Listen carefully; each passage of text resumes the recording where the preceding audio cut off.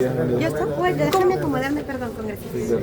Congresista, Para poder tener a todos. quería saber cómo ha visto usted el debate de ayer. Ha sido Va a pasar la congresista, perdón, va a pasar. Pase. ¿Cómo está? ¿Qué tal? Ya. El Decía. debate de ayer, según se señala, bueno, ha habido muchas pullas, muchos... ¿Cómo lo ha visto usted? Bueno, en realidad, lamentablemente, todo el debate desde el día lunes han habido puyazos, ¿no? Han habido ataques, cuestionamientos y declaraciones bastante populistas. No sabíamos si teníamos a candidatos para la presidencia o candidatos para el Poder Judicial, para la Fiscalía de la Nación. Parecía que estaban postulando a todo y a la vez a nada, ¿no es cierto? Porque tampoco tenían muy claro cuáles son sus funciones como presidente de la República.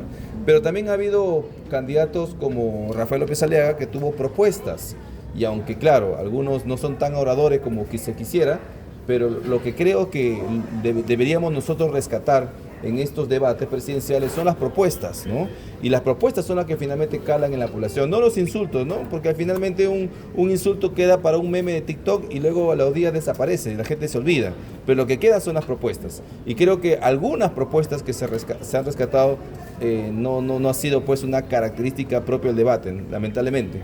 Pero bueno, ahí estamos. Ojalá que la población a raíz de este debate saque sus propias conclusiones. Hay candidatos de izquierda que radicalizan el caso del Perú, quieren llevarlo al extremo de Cuba, Venezuela. Hemos visto un Atencio donde quiere liberar a todos presos políticos, es decir, presos dice desde y eso incluso linda con la apología al delito, ¿no? Se ha exaltado figuras que han sido sentenciados, incluso como el mismo Vladimir Montesinos, ¿no es cierto?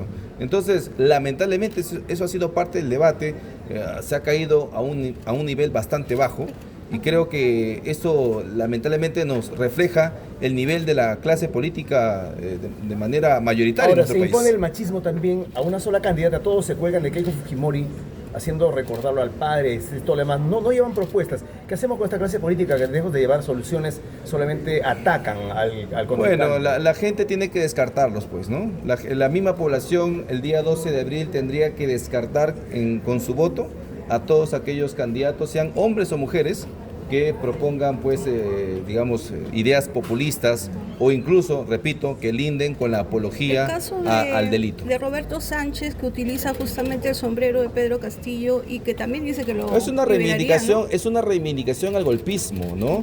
Por eso que creo que las autoridades que estuvieron investigándolo como parte justamente del complot contra nuestra democracia se han equivocado.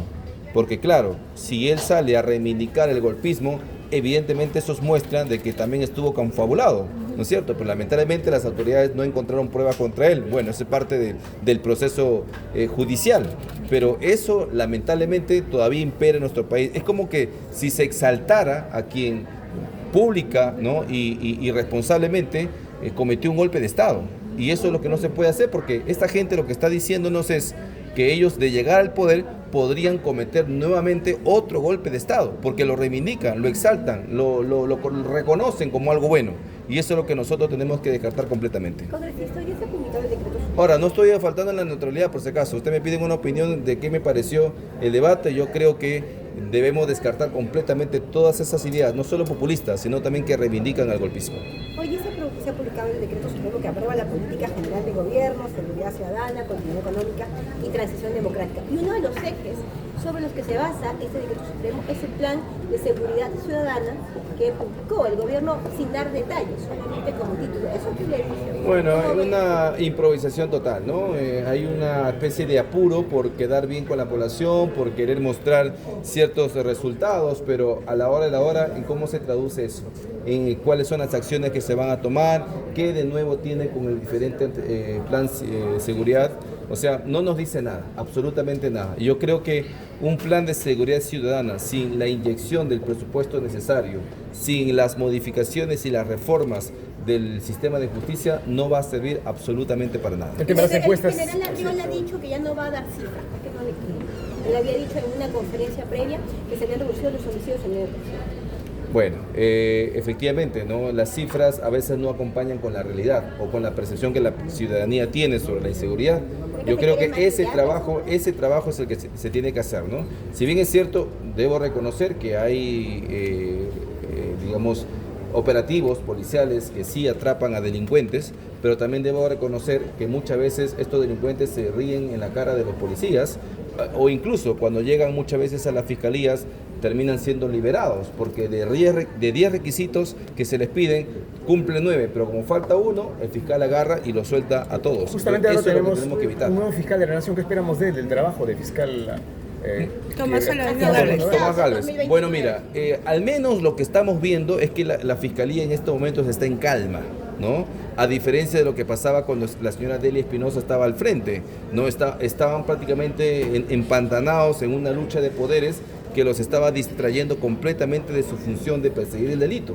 Al menos hoy hay calma, ¿no? Y entonces eso es lo que nosotros necesitamos aprovechar para que los fiscales se dediquen a perseguir el delito y no más bien en salvaguardar sus cuotas de poder. ¿Qué te ¿El parece? gobierno está luchando realmente contra la delincuencia? No, ¿Cómo lo ve usted? evidentemente no. Por eso hay justamente candidatos que incluso hasta de manera populista plantean la pena de muerte sin haber pasado primero por una renuncia del Pacto de San José de Costa Rica. Entonces, evidentemente, ante la falta de capacidad, de ideas, de acciones concretas, tenemos estos candidatos pues que prometen el oro y el moro, pero no dicen cómo hacerlo. Entonces, eso lamentablemente todavía está siendo propiciado por una incapacidad de parte del Un gobierno. hecho medio vergonzoso, y no, muy vergonzoso también es Álvaro Paz de la Barra, donde utiliza a un candidato que falleció por infarto y él indica que ha sido asesinado y que es porque él quiere imponerle pena de muerte, señala. Bueno, entiendo la desesperación de los otros, ¿no? De los otros que están en las encuestas, pero bueno, yo espero que la gente sea muy consciente de todo esto, porque finalmente, como bien lo dicen, el poder está en manos de la gente, no está en manos de ellos. Y entonces la gente decidirá a quién le entrega el poder. Congresista, hay nuevo presidente de Petro Perú en menos de 20 días. Sí, y aparte que creo que también, Le han dado más dinero. también le han dado mucho más dinero, se han dejado sin efecto el decreto de reorganización de Petroperú. Evidentemente eso es un retraso completamente, ¿no? A mi parecer creo que el nuevo presidente de Petroperú es de la línea de seguir inyectándole más y más dinero a Petroperú.